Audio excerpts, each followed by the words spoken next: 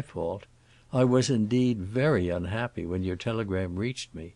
I was quite upside down. You may imagine whether I feel any better now." Valentin moaned gaspingly, as if his wound were throbbing. "Broken faith, broken faith," he murmured. "And my sister, my sister?" "Your sister is very unhappy. She has consented to give me up. I don't know why. I don't know what they have done to her. It must be something pretty bad. In justice to her you ought to know it. They have made her suffer. I haven't seen her alone, but only before them. We had an interview yesterday morning. They came out flat, in so many words. They told me to go about my business. It seems to me a very bad case. I'm angry, I'm sore, I'm sick." Valentin lay there staring, with his eyes more brilliantly lighted, his lips soundlessly parted, and a flush of colour in his pale face. Newman had never before uttered so many words in the plaintive key, but now, in speaking to Valentin in the poor fellow's extremity, he had a feeling that he was making his complaint somewhere within the presence of the power that men pray to in trouble. He felt his outgush of resentment as a sort of spiritual privilege. "And Claire," said Bellegarde. "Claire? She has given you up?" "I don't really believe it," said Newman. "No, don't believe it, don't believe it. She is gaining time. Excuse her." "I pity her," said Newman. "Poor Claire!" murmured Valentin. "But they—" and he paused again. "You saw them. They dismissed you face to face?" "Face to face. They were very explicit." "What did they say?" "They said they couldn't stand a commercial person." Valentin put out his hand and laid it upon Newman's arm. "And about their promise, their engagement with you?" "They made a distinction. They said it was to hold good only until Madame de Cintré accepted me." Valentin lay staring a while, and his flush died away. "Don't tell me any more," he said at last. "I'm ashamed." "You? You are the soul of honor," said Newman simply. Valentin groaned and turned away his head. For some time nothing more was said. Then Valentin turned back again and found a certain force to press Newman's arm.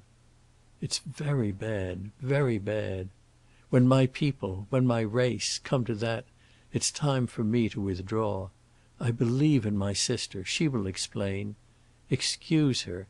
If she can't, forgive her. She has suffered. But for the others it is very bad, very bad. You take it very hard? No, it's a shame to make you say so."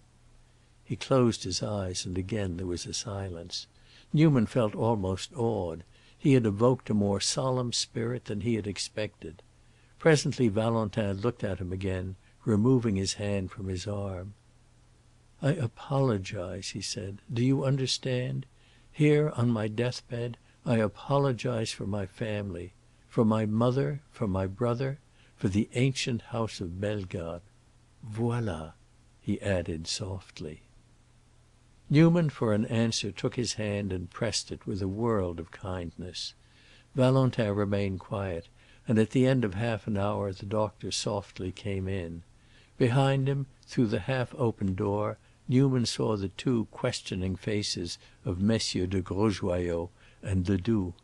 The doctor laid his hand on Valentin's wrist and sat looking at him.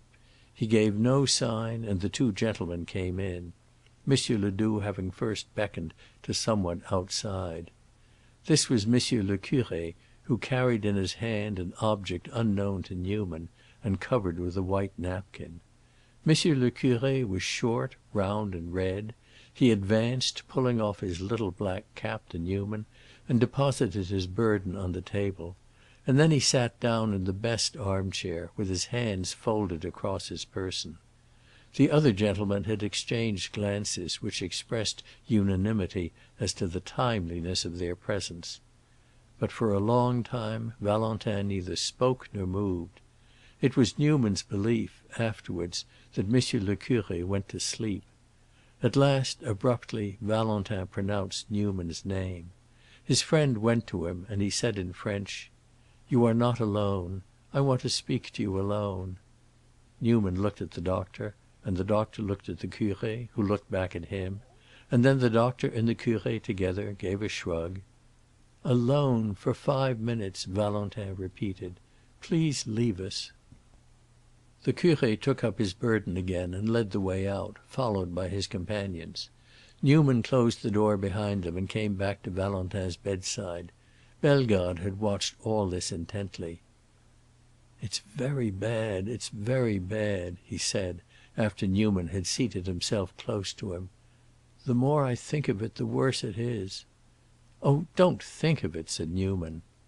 But Valentin went on without heeding him. "Even if they should come round again, the shame, the baseness is there." "Oh, they won't come round," said Newman. "Well, you can make them." "Make them?" "I can tell you something, a great secret, an immense secret. You can use it against them, frighten them, force them." "A secret?" Newman repeated. The idea of letting Valentin, on his deathbed, confide him an immense secret shocked him for the moment and made him draw back. It seemed an illicit way of arriving at information, and even had a vague analogy with listening at a keyhole. Then suddenly the thought of forcing Madame de Bellegarde and her son became attractive, and Newman bent his head closer to Valentin's lips. For some time, however, the dying man said nothing more. He only lay and looked at his friend with his kindled, expanded, troubled eye, and Newman began to believe that he had spoken in delirium. But at last he said, "There was something done at Fleurières. It was foul play. My father, something happened to him. I don't know. I have been ashamed, afraid to know. But I know there is something. My mother knows. Urbain knows." "Something happened to your father?" said Newman urgently. Valentin looked at him still more wide-eyed. "He didn't get well." "Get well of what?" But the immense effort which Valentin had made, first to decide to utter these words and then to bring them out, appeared to have taken his last strength. He lapsed again into silence, and Newman sat watching him. "Do you understand?" he began again presently.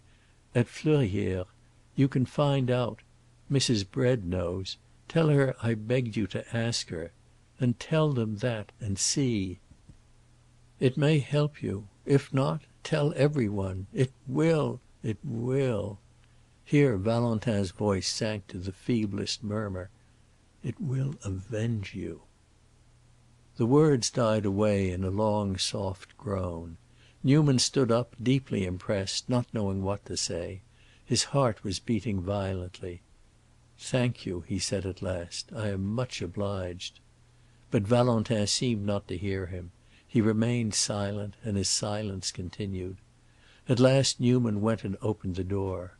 Monsieur le Curé re-entered, bearing his sacred vessel, and followed by the three gentlemen and by Valentin's servant. It was almost processional. End of Chapter 19.